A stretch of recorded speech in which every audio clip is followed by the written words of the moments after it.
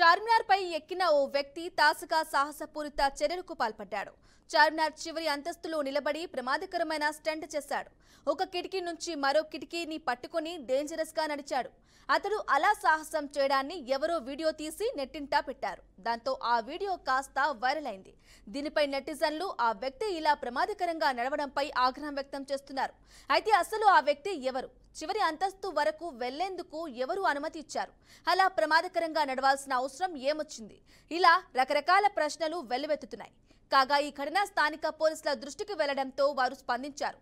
చార్మినార్ వద్ద నిర్మాణ పనులు జరుగుతున్నాయని, ఆ నిర్మాణ పనులు చేస్తున్న కార్మికుల్లో అతడు ఒకరే ఉండొచ్చని అనుమానిస్తున్నారు. కేసు నమోదు చేసుకుని దర్యాప్తు చేస్తున్నట్లు పోలీసులు తెలిపారు.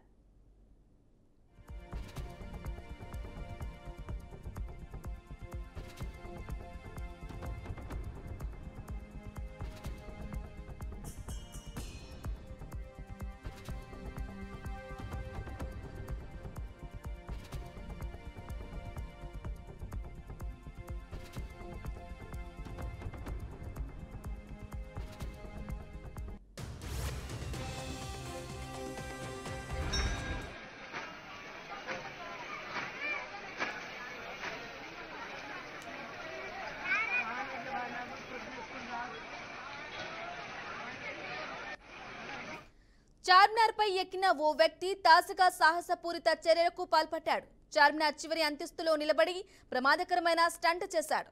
ఒక కిటికీ నుంచి మరో కిటికీని పట్టుకొని డేంజరస్ గా నడిచాడు. అతడు అలా సాహసం చేయడాన్ని ఎవరో వీడియో తీసి నెట్టింట పెట్టారు. దీంతో ఆ వీడియో కాస్త వైరల్ గా మారింది.